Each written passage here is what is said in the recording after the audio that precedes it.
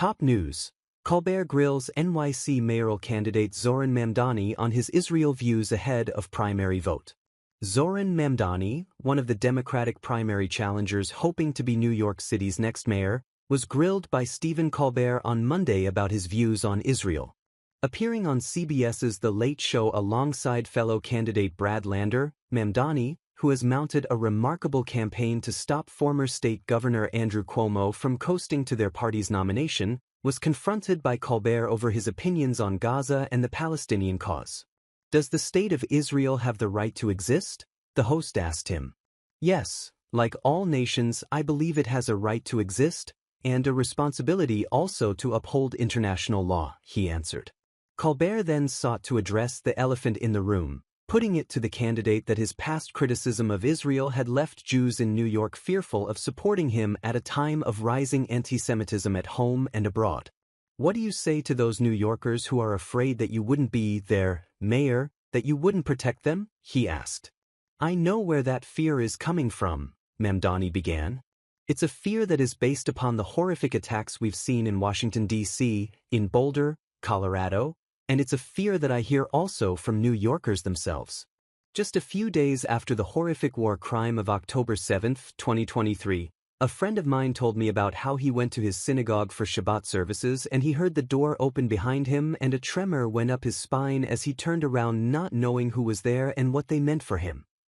The candidate went on to describe another incident in which an elderly Jewish man living in the Williamsburg section of the city had told him that he now locks a door at his property that he had previously kept open for decades. Ultimately, this is because we are seeing a crisis of antisemitism, and that's why, at the heart of my proposal for a Department of Community Safety, is a commitment to increase funding for anti-hate crime programming by 800% because. His answer was interrupted by a round of applause from the studio audience. To your point, anti-Semitism is not simply something that we should talk about. It's something we have to tackle, Mamdani continued. Mamdani speaking at a Democratic mayoral primary debate earlier this month, AP. Mamdani speaking at a Democratic mayoral primary debate earlier this month, AP. We have to make clear that there's no room for it in this city, in this country, in this world. There is no room for violence in this city, in this country, in this world, and what I have found also from many New Yorkers is an ability to navigate disagreement. I remember the words of Mayor Koch.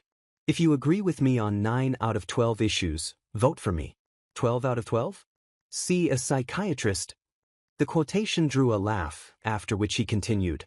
I know there are many New Yorkers with whom I have a disagreement about the Israeli government's policies, and also there are many who understand that that's a disagreement still rooted in shared humanity. The conclusion I've come to, they're the conclusions of Israeli historians like Amos Goldberg. They are echoing the words of an Israeli Prime Minister, Ehud Olmert, who said just recently, what we are doing in Gaza is a war of devastation. It is cruel, it is indiscriminate, it is limitless, it is criminal killing of civilians. These are the conclusions I have come to.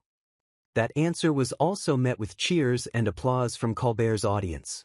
Mamdani was rebuked by the U.S. Holocaust Memorial Museum last week after he expressed the opinion that the slogan, globalize the intifada, was a legitimate expression of Palestinian advocacy.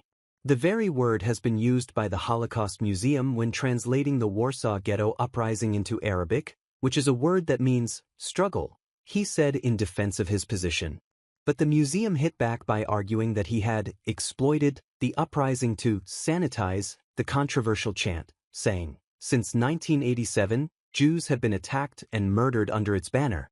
All leaders must condemn its use and the abuse of history. Despite the concerns voiced by Colbert on behalf of Jewish New Yorkers, Mamdani has secured the support of the influential Vermont Senator Bernie Sanders, himself a Jew born in Brooklyn, who endorsed him by saying, at this pivotal and dangerous moment in American history, status quo politics is not good enough. We need the kind of visionary leadership that Zohran is providing in this campaign. In my view, Zohran Mamdani is the best choice for mayor of New York City.